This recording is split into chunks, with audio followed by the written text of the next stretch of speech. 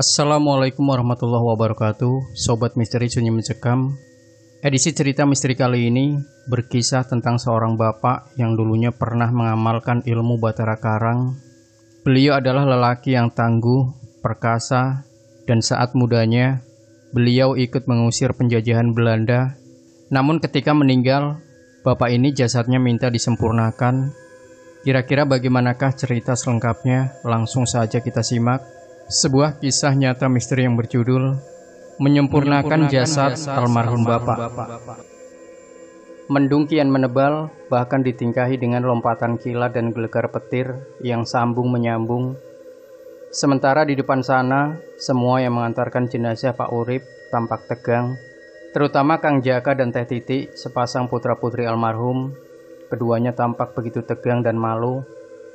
Maklum, Jaka dan Titik tak pernah menyangka sang ayah yang selama ini menjadi sosok panutan dan sangat dihormati di kampungnya harus mengalami peristiwa yang dirasa sangat memalukan itu. Walau tidak lancar baca dan tulis, namun Pak Urip dikenal sebagai sosok yang jujur dan lurus. Maklum, sejak muda ia turut berjuang untuk mempertahankan negeri dari belenggu penjajah. Teman-teman seperjuangannya sering bercerita pada Jaka dan Titik ketika keduanya masih kecil. Selain setia kepada istri yang wafat setelah Titik duduk di kelas 5 SD, Pak Urip juga dikenal sebagai sosok yang dicari-cari pihak musuh atau gerombolan pengacau. Maklum, banyak pihak penjajah dan gerombolan pengacau yang harus meregang nyawa karena terkena tembakan atau sabetan pedangnya. Ya, Pak Urip dikenal sebagai salah satu penembak jitu sekaligus jawara silat dan kebal. Nama Urip disematkan oleh teman-teman seperjuangannya pada suatu peristiwa penyerangan terhadap konvoi Belanda. Kala itu rentetan peluru bak hujan lebat yang menerjang tubuhnya. Semua menyangka tubuh lelaki kerempeng itu bakal hancur tak berbentuk. Namun tak lama setelah konvoi Belanda berlalu, lelaki bertubuh kerempeng itu menggeliat dan melambaikan tangan ke arah teman-temannya sambil berteriak, "Merdeka!" Sejak itu lelaki kurus yang bernama Hasan, lebih dikenal dengan sebutan Urip, yang mengandung arti hidup. Seiring perjalanan sang waktu, Pak Urip yang akhirnya berhasil menyunting Entin, sang bunga desa yang kala itu jadi incaran banyak lelaki, dari mulai juragan tanah, juragan hasil bumi, sampai dengan jawara atau mereka yang biasa mencari keuntungan dalam kesempitan. Demi menuruti keinginan sang istri, Urip pun lebih memilih untuk tinggal di desa yang jauh dari keramaian dengan bertani. Sikapnya yang santun dan tak banyak bicara membuat banyak orang tak pernah tahu keperkasaannya dalam mempertahankan tanah tercinta ini. Alih-alih penduduk kampung, Jaka dan Titik bahkan tak pernah mendengar cerita apapun dari mulut sang ayah atau ibunya. Mereka justru tahu dari cerita beberapa orang yang sengaja bertandang ke rumahnya untuk sekedar melepas kerinduan. Melihat kenyataan yang terjadi di depannya, hati kecil Jaka berbisik, jangan-jangan air yang terus memancar dari dasar makam dan lubang yang tak pernah cukup karena ilmu Batara Karang yang diamalkan oleh ayah. Jaka langsung berdoa dalam hati, semoga pemakaman ayahnya berjalan dengan lancar. Sementara Titik hanya bisa memegang tangan kakaknya erat-erat sambil terus menangis. Walau telah diupayakan dengan berbagai cara, namun tak juga berhasil. Akhirnya dengan berat hati, jenazah Pak Urip pun dimasukkan dengan paksa dan langsung diuruk. Bertepatan dengan pembacaan doa dan ucapan terima kasih dari keluarga, hujan pun turun dengan lebatnya. Hanya Jaka yang masih bertahan, walau hanya sesaat.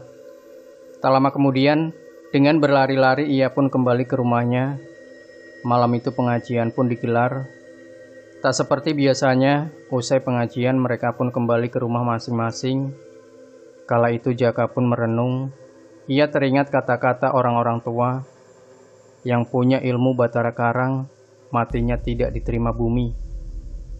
Tanpa terasa malam pun kian larut, yang terdengar hanyalah suara rintik hujan, dan sesekali suara lolongan anjing kampung di kejauhan. Tanpa terasa ia tertidur hingga azan subuh tiba. Setibanya di musola, hampir semua jemaah subuh yang tadi menatapnya dengan penuh tanda tanya. Jaka belum sempat bertanya, karena iqomat sudah dikumandangkan. Lepas sholat subuh, Kang Arif, salah seorang putra dari Mang Barnas yang merupakan teman seperjuangan almarhum, menggamit bahunya sambil berbisik, "Jak, jangan marah ya. Tadi sekitar pukul 3 Abah menelpon dan menceritakan bahwa ia dikunjungi almarhum Pak Urip. Beliau hanya mengenakan kafan yang diselempangkan, seperti orang yang sedang menjalankan ibadah haji. Pak Urip meminta tolong kepada Abah agar segera disempurnakan. Maaf ya, aku hanya menyampaikan cerita Abah," lanjutnya lagi. Jaka terkesiap, ketakutannya selama ini terjawab sudah. Almarhum menunjukkan dirinya hanya kepada teman-teman seperjuangannya, tidak kepada masyarakat tempat ia tinggal. Di tengah-tengah kegalauan dan pertimbangan, apakah akan memberitahukan peristiwa itu kepada adik kesayangannya, Titik? Mendadak terdengar deham, Jaka pun menoleh. Seraut wajah jernih dengan senyum yang damai pun mengangguk. "Oh, Wak Ustadz Tahmid," kata Jaka sambil mencium tangan. "Kalau tidak keberatan, silakan singgah dan kita berbincang," ujar Wak Tahmid dengan penuh harap. Singkat kata sambil menyesap kopi dan menghisap rokok dalam-dalam, Wak Tahmid pun menceritakan tentang segala keangkeran ilmu Batara Karang. Beruntungnya, almarhum tidak menggunakan ilmu itu untuk jalan keburukan. Mudah-mudahan ada jalan terbaik untuk menyempurnakan kematiannya, katanya dengan penuh keyakinan. Mendengar itu Jaka sontak memotong, "Wak, saya sangat berharap agar kematian ayah tidak menjadi gunjingan, bahkan fitnah di tengah-tengah masyarakat." Wak Tahmid mengangguk-anggukan kepala tanda mengerti. "Berikan Wak waktu selama 3 hari. Selama itu, Jaka dan Titik tiap usai mendirikan sholat fardu, baca surah Ar-Rahman, masing-masing sebanyak 3 kali, hadiahkan untuk almarhum." "Baik Wak, amanah itu akan kami jalankan dengan sebaik-baiknya," kata Jaka sambil mohon diri.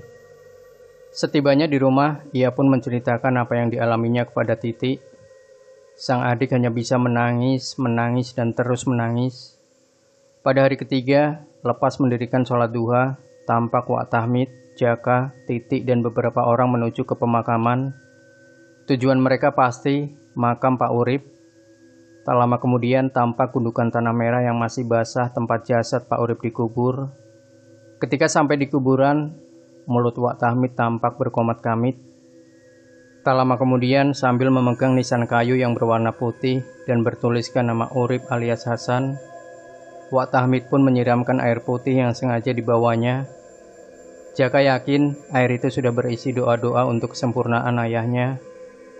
Kemudian Wak Tahmid mengajak semua yang hadir untuk membacakan surah Yasin khusus kepada almarhum Pak Urip alias Hasan. Dan benar, bersamaan dengan terdengarnya ayat "Innama amruhu idza arada syai'an an yaqula lahu kun fayakun." Mendadak petir tunggal menggelegar di atas langit. Aneh, padahal cuaca terang benderang. Bersamaan dengan itu, dari makam Pak Urip tampak seberkas asap putih dan perlahan-lahan hilang ditiup angin pagi. "Alhamdulillah," kata Wak Tahmid sambil melakukan sujud syukur.